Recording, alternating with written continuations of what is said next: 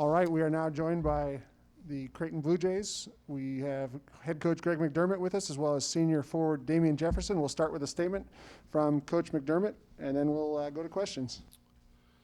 It's a great win for us. I've got tremendous respect for Coach Willard and how he runs his program, and they were playing terrific. And I've got to tip my hat to our guys. The start of the game and the start of the second half is so critical in basketball. And we scored on 8 out of 10 to start the game, and I believe they scored on 4 out of 10. So we were able to separate there, and then I think we scored on 7 out of 10 to start the second half. And Seton Hall had been one of the best teams in our league in the first 4 minutes of the second half. I think they were 1.3 some points per possession, if I read that right. So I was really concerned that they'd come out of the locker room and try to throw the first punch and really talk to the team at halftime about making sure that didn't happen. But I thought defensively we were as connected as I've seen a team in a long time. When we did make a mistake, we covered it oftentimes, and our guys did a great job. Kevin decided to go with that small starting lineup, and we just made a couple of adjustments kind of on the fly, and we're able to get a couple easy baskets to start that. And it's a credit to our guys again to be able to execute when things aren't exactly going to be drawn up for you. Just kind of know what to do. So really proud of our team. We beat a really good basketball team tonight. Go to questions for either gentleman. We'll start off with Matt DiMuro. Hey, Mac, you guys seem to foul a little bit too much for your liking down the stretch. How do you get that cleaned up? Yeah, I mean, obviously they're in desperate. I'm just kidding, actually. I'm just joking. I just wanted to tell a joke to start off. Oh, you're that guy. You're that funny guy all of a sudden. Yeah, it's been a day. But DJ to get going, to get started in the game and get you guys rolling, especially towards the end of the first half. How much was his activity level kind of vital to you guys pushing that thing out to a comfortable margin? I mean, DJ's important to us every single game, and today was no different. He does a little bit of everything for us, and he takes what the defense gives him. And if they're going to lock onto Mitch and Marcus and try to take that the flip up away, then that creates driving lanes for DJ.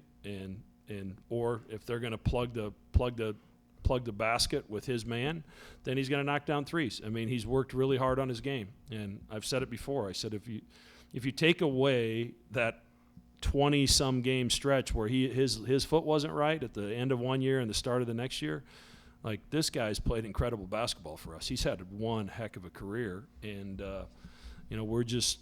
our fans are getting to enjoy the fruits of his hard work because he's put a lot into this, and it's paying off for him and paying off for our team. All right, next, John Fanta. Greg, on this 5-game winning streak now, you guys have allowed only 65.8 points per game in this stretch. You said this was as good of a defensive effort as you've seen from a team in a long time. What exactly are you seeing that has your group playing such great defense? I think they're following a scouting report really well, John, to start with. Seton Hall likes to try to get a mismatch and post it, and I thought we did a really good job for the most part of fronting that and keeping it out of there. And then when it did go in there, we picked and chose our help, when to come, when not to come. Ryan and Christian and Jake, I think, all had some really good challenges on some shots. I think they changed more shots than we had the 4 blocks, but I think we changed far more than those with our length and with our execution. So, we're able to switch screens and not have a big fall off because DJ's a good defender, Denz is a good defender, Marcus has become much better, Mitch has made great strides. Sharif obviously changes the game defensively when he comes in with his pressure, and that point guard wants to get rid of it when you have to deal with Sharif. So these guys have bought into it, and really, we, as crazy as it sounds, we actually guarded pretty well against Marquette, and they scored 89 points. But they made some shots that, frankly, we thought we were there. We thought we defended the play pretty well. They're on the move. They made some shots. And that happens in basketball once in a while. And, tonight, we got after them. And then, obviously, they lost Bryce in the first half, and he's an important part of their depth. And, that was a big blow to Kevin. John Niatawa. All right. Is DJ in there? Yes.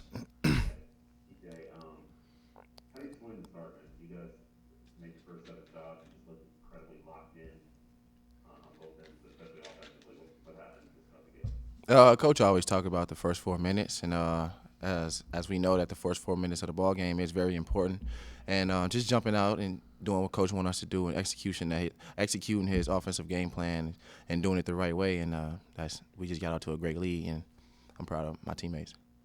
Matt DiMuro. Hey DJ, does it feel like you're in a zone right now, or does it not feel much different than basically just being healthy and doing what you do? Yeah, I'm not gonna say I'm in the zone. I'm just taking what the defense give me night in and night out. Like Coach Mack said, coming from that ankle injury, I feel like I wasn't ready and wasn't prepared, and I didn't have much time to prepare myself. But I'm back from the ankle injury, and just like he said, playing with guards like Mitch and Marcus Zagorowski, when they were big threats on the court, and the court opened up more, and especially with a guy like Denzel Mahoney who shoot the ball really well. The court opened up really well, and I just take what the defense gives me. John Niatala. What do you see defensively, Damien? I don't even know what the numbers were, but I saw you got your hands on some balls, got some steals today.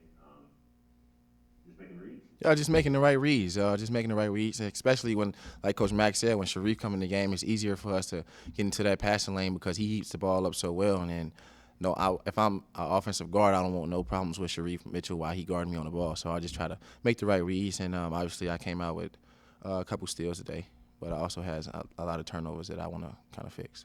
Eric Olson. Damien, you guys came into this game having won your last 3 games by a total of 9 points. I guess just how does it feel to kind of have one of those nights where really it was never in doubt? This one feel great, honestly. Just like we did talk about that as seniors and that older group. We talked about how we just got to finish teams off. I think sometimes coming out the half, we get like 6 days to cool and just go through the motions, and teams just come back into the game, and it's tough for us to finish those games. But obviously, when you got games like this, when you win by such a good amount of points, it's easier and it feel good. It feel good. John Fanta. Mac, it's interesting to me. Mitch Batlock, I know how much you've always talked about his role, but if you just looked at a box score tonight, you might not be able to notice what he means to a game. Can you just reflect? He only ends up taking 2 shots, makes the 3, but just in 24 minutes, what he continually adds to this team in something that you might not see on a sheet.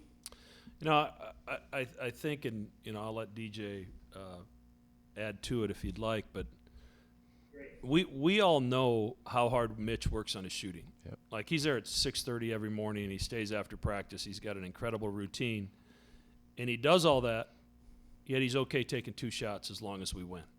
And he's moving, he's setting screens, he's running into screens and slipping out of them. He's in constant movement offensively, so that they have to chase him around and they have to account for him. And when they account for him, that's when DJ has a seam to drive it.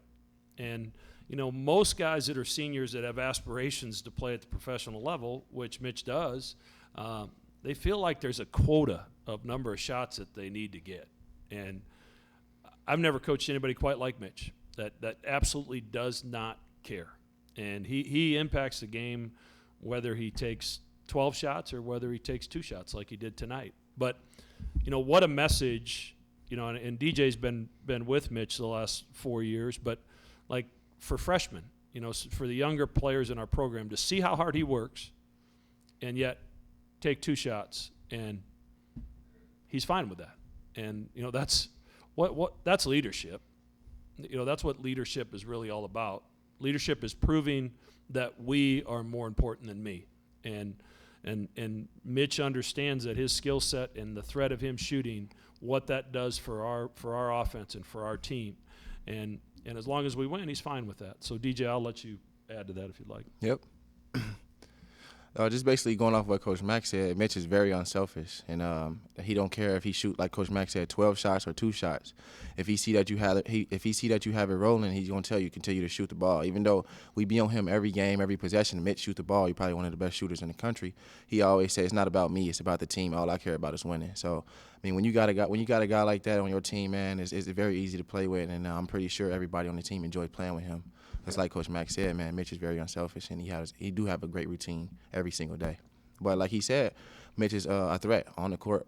and you have to guard him. Even though if he's not shooting the ball, you still have to guard him, because he's always constantly moving, like Coach Mack said. So I enjoy playing with Mitch, and I'm definitely trying to learn how to be a threat without scoring the ball and stuff like that. So, man, I'm pretty sure everybody enjoys playing with Mitch. We love him.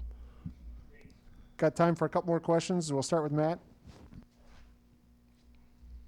Hey, Mac, how would you evaluate your, maybe rim protection isn't the right word because it started kind of in the paint really, but, you know, they did get some offensive rebounds and they still, once again, didn't convert those at a high rate for second chance points, but it seemed like rim protection and then certainly the way the paint got a little crowded and Seton Hall did get it in there for some post-ups wasn't easy for them to finish those opportunities. Yeah, you know, the first half, you know, they got 6 of them, and, you know, the reality of it is they missed 34 shots, and they got 13 of them.